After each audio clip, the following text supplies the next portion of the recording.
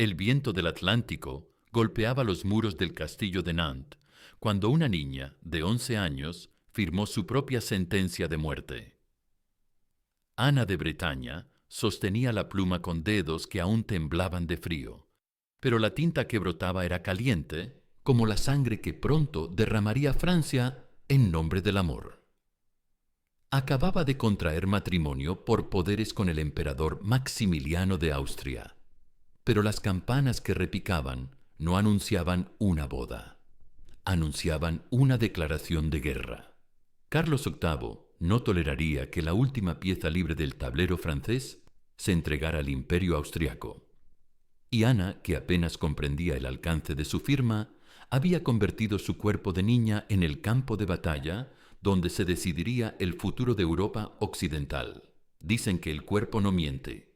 Y el de Ana contaba una historia que ningún cronista se atrevió a escribir, la de una heredera convertida en mercancía, una duquesa transformada en vientre de conquista, una mujer cuyo único pecado fue nacer con sangre real en las venas y un ducado codiciado entre las piernas.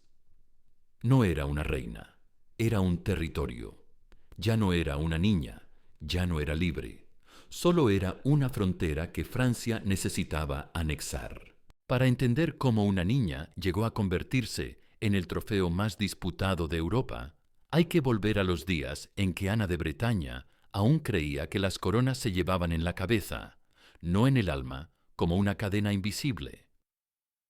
Nació el 25 de enero de 1477 en Nantes, en el corazón de un ducado que se negaba tercamente a ser francés. Su padre, Francisco II, era el último duque independiente de una Bretaña que llevaba siglos resistiendo la absorción francesa. Desde el primer llanto de Ana, el destino de todo un pueblo recayó sobre los hombros de una criatura que pesaba menos de 3 kilos. Francisco II había esperado un hijo varón que pudiera empuñar la espada contra los invasores. En su lugar, recibió una hija cuya única arma sería su útero, pero decidió educar a Ana como al heredero que no tuvo. Le enseñó latín, historia, diplomacia y, sobre todo, le inculcó una verdad que marcaría su existencia. Bretaña no era francesa, nunca había sido francesa, y mientras ella respirara, seguiría siendo libre. La niña creció entre tapices que contaban las glorias bretonas y bibliotecas que guardaban los fueros ancestrales de su pueblo. Su institutriz le contaba leyendas celtas mientras las damas francesas de la corte vecina educaban a sus hijas en la sumisión al trono de París. Pero Ana también aprendió otra lección más cruel, que su cuerpo no era suyo. Desde los 5 años, embajadores de media Europa llegaban a Nantes para evaluar la promesa matrimonial de la heredera. La observaban caminar, medían la anchura de sus caderas, comentaban la salud de su dentadura. En sus ojos de adultos, Ana veía que no era una niña. Era un contrato andante, una alianza con piernas. Cuando Francisco II enfermó gravemente en 1486, Ana comprendió que su infancia había terminado. A los 9 años, se convirtió oficialmente en heredera del ducado. Francisco II murió el 9 de septiembre de 1488, dejando a Ana como duquesa soberana a los 11 años. Su padre, en su lecho de agonía, la tomó de las manos y le susurró: «Tu cuerpo es Bretaña, hija mía. Cuídalo como cuidarías nuestra tierra». No era una bendición, era una condena. Esa misma noche, mientras el cuerpo de su padre aún irradiaba calor, los buitres diplomáticos comenzaron a volar en círculos. Francia, Inglaterra, Austria y España se disputarían el derecho a poseer el cuerpo de la niña. Las ofertas matrimoniales llegaban cada semana, pero Ana entendía que cada propuesta era un acta de defunción para la independencia bretona. El peligro más inmediato venía del este. Carlos VIII había decidido completar la unificación territorial del reino. Ana tomó la decisión más desesperada de su vida: casarse con Maximiliano de Austria. El matrimonio por poderes se celebró en diciembre de 1490, con la niña de 13 años de pie ante un emisario austriaco. Esa noche durmió al lado de una pierna extraña, creyendo que acababa de salvar a su pueblo. No sabía que había firmado su sentencia de muerte política. La guerra llegó con la primavera de 1491. Los ejércitos franceses cruzaron la frontera bretona como una marea de hierro y fuego, devastando campos, quemando graneros, ejecutando a todo noble que se negara a reconocer la soberanía francesa. No era una campaña militar, era un acto de violación territorial, diseñado para quebrar la voluntad de Ana. La joven duquesa se refugió en Rennes, mientras el cerco francés se estrechaba día tras día. Desde las murallas podía ver las hogueras donde ardían las cosechas de su pueblo, escuchar los gritos de los campesinos que huían hacia la ciudad. Cada noche que pasaba, Ana entendía más claramente que no estaba defendiendo un territorio. Estaba defendiendo su cuerpo de una violación que tendría lugar en un altar. Maximiliano, su esposo legal, había prometido enviar tropas para defender Bretaña. Pero las semanas pasaban y solo llegaban cartas con excusas diplomáticas. La realidad era cruel. Ana había sido utilizada como una pieza en el juego diplomático europeo, y ahora que la partida se había complicado, nadie tenía intención de sacrificar soldados reales por una niña lejana. El asedio de Rennes duró 8 meses. Ana resistía desde su última fortaleza, pero cada día la realidad se hacía más evidente. Estaba completamente sola. Sus propios nobles comenzaron a susurrar que tal vez sería mejor rendirse antes de que Carlos VIII perdiera la paciencia y decidiera tomar la ciudad por asalto. En noviembre de 1491, cuando el hambre comenzó a diezmar las defensas y los primeros copos de nieve anunciaron un invierno fatal, Ana convocó a su consejo privado. Tenía 14 años, pero sus ojos habían envejecido décadas. Sabía que había llegado el momento de elegir entre 2 tipos de muerte: la muerte física de su pueblo o la muerte política de su ducado.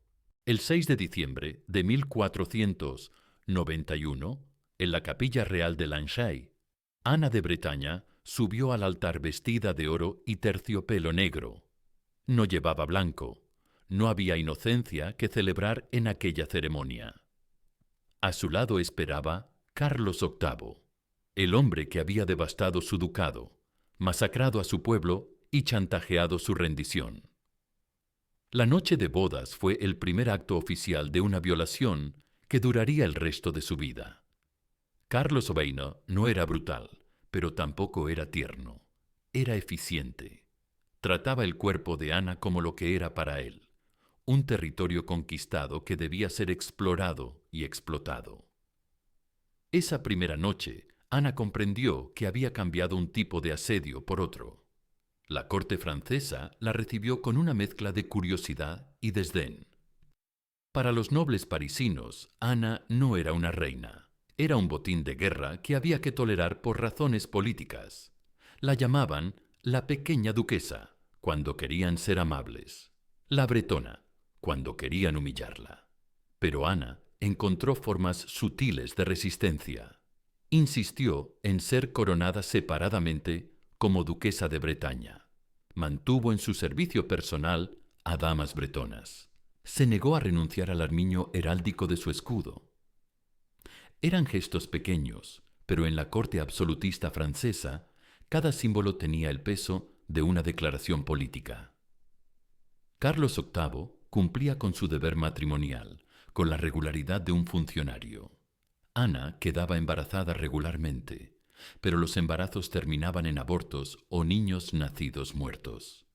Su cuerpo, sometido al estrés de la humillación política, se rebelaba contra su función de máquina de producir herederos. Cada pérdida era una pequeña venganza de la naturaleza contra la violencia institucional.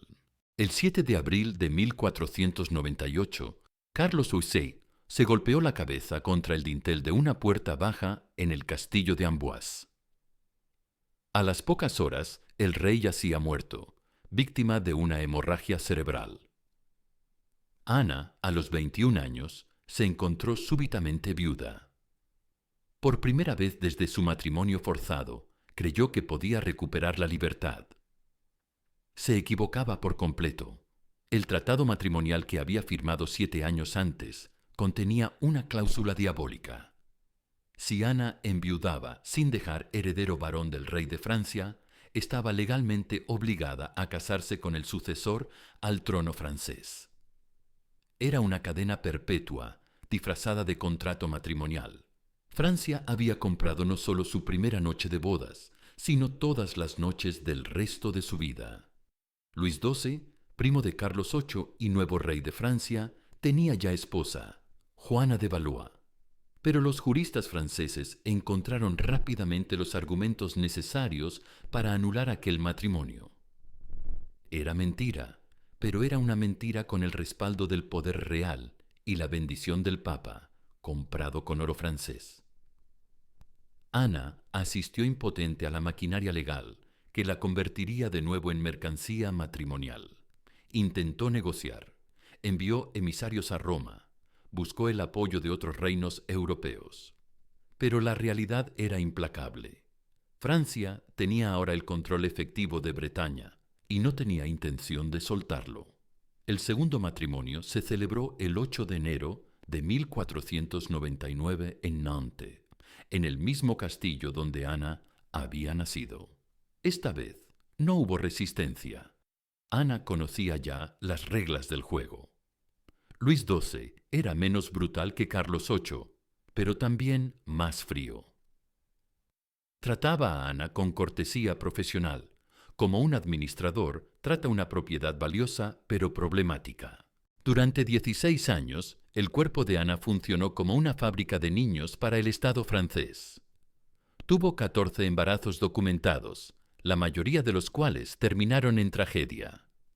2 hijas llegaron a la edad adulta: Claudia, que heredaría el ducado bretón, y Renata, que sería enviada a Italia como herramienta diplomática. Cada embarazo era un estado de sitio de 9 meses. Ana desaparecía de la vida pública, encerrada en aposentos acolchados, donde su único trabajo era mantener con vida al futuro heredero francés. Médicos, comadronas y confesores la vigilaban constantemente, controlando cada bocado que comía, cada movimiento que hacía. Su cuerpo había dejado de pertenecerle para convertirse en propiedad del Estado. Los abortos se mantenían en secreto, clasificados como indisposiciones de la reina en los registros oficiales, pero Ana los vivía como pequeñas liberaciones involuntarias. Cada niño que no nacía era un futuro francés que no llegaría a existir, una pequeña victoria de la resistencia inconsciente de su útero bretón. Luis XII trataba cada aborto como una pérdida de inversión. Ana percibía en sus ojos la misma decepción que vería un comerciante al ver naufragar un barco cargado de mercancías valiosas. No había crueldad personal en su actitud, solo la frustración fría del poder político ante un instrumento que no funcionaba según las especificaciones.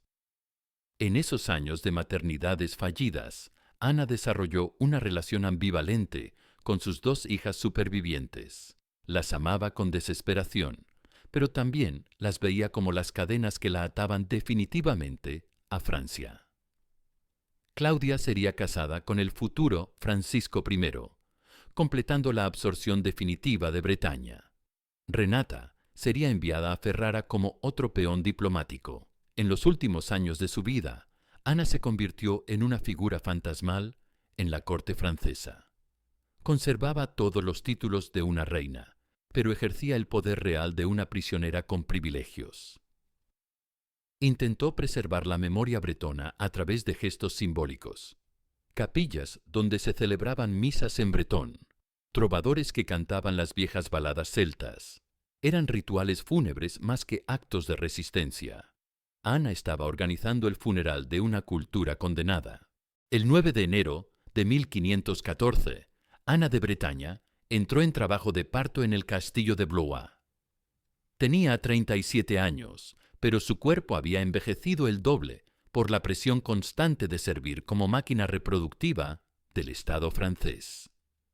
El niño nació muerto, como tantos otros antes que él, pero esta vez Ana no se recuperó del parto. Durante días agonizó en su lecho, víctima de una infección puerperal que los médicos de la época no sabían tratar. Su cuerpo, que había dado tanto a Francia, se negaba finalmente a seguir funcionando. Luis XII llegó a visitarla una vez.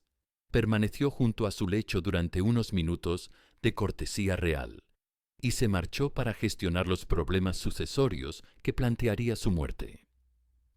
Ana murió como había vivido los últimos 23 años de su vida, sola, utilizada y abandonada cuando dejó de ser útil.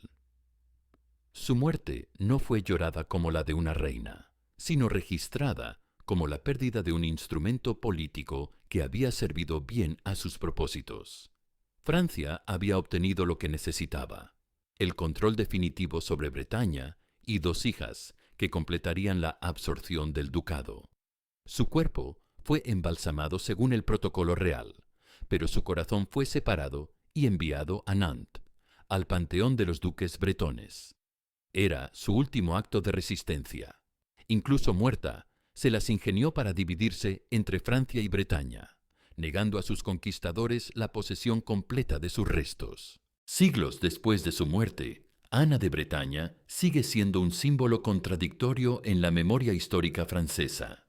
Los libros de historia la presentan como una gran reina de Francia, que contribuyó a la unificación nacional, omitiendo las circunstancias de violencia política que rodearon toda su existencia.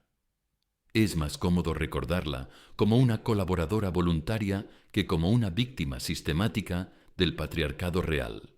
Pero en Bretaña, la memoria popular conserva una imagen más precisa.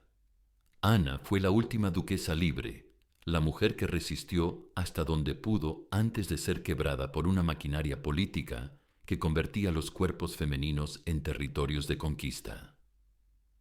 Su tragedia no fue individual, fue el modelo de lo que les sucedía a todas las mujeres nobles de la época.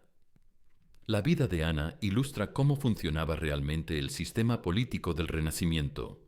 Los matrimonios reales no eran uniones personales, sino violaciones institucionalizadas que permitían a los estados absorber territorios sin recurrir constantemente a la guerra. Las mujeres nobles no tenían derechos sobre sus propios cuerpos. Eran úteros andantes al servicio de la expansión territorial. Su resistencia, aunque finalmente fallida, demostró que incluso en el sistema más opresivo, siempre quedaba espacio para la dignidad personal. Ana nunca pudo salvar a Bretaña, pero salvó algo más importante: la idea de que los cuerpos humanos no son territorios que se puedan conquistar y explotar sin consecuencias morales. Esta es la historia de Ana de Bretaña. No fue la gran reina que celebra la historia oficial francesa. Fue una niña robada, una adolescente violada, una mujer explotada hasta la muerte. Fue el cuerpo que Francia necesitaba poseer para completar su unidad territorial. Y fue, sobre todo, la prueba viviente de que detrás de cada gran conquista política se esconde siempre el sufrimiento de seres humanos convertidos en instrumentos de poder. Así mueren los ducados, no con batallas épicas, sino con partos fatales. Así se unifican los reinos, no con tratados diplomáticos, sino con úteros esclavizados. Y así se escribe la historia, borrando cuidadosamente las lágrimas de sangre que manchan cada página de gloria nacional. Su cuerpo no le pertenecía, pero su memoria sí. Y mientras se recuerde su nombre, quedará viva la acusación contra todos los sistemas que convierten a los seres humanos en moneda de cambio del poder político. Y aún hoy, cuando una mujer es reducida a su función reproductiva, cuando un matrimonio se convierte en intercambio económico, cuando un cuerpo humano es tratado como territorio a conquistar, la sombra de Ana de Bretaña se alza para recordarnos que la dignidad humana no se negocia, aunque se paguen imperios enteros por pisotearla.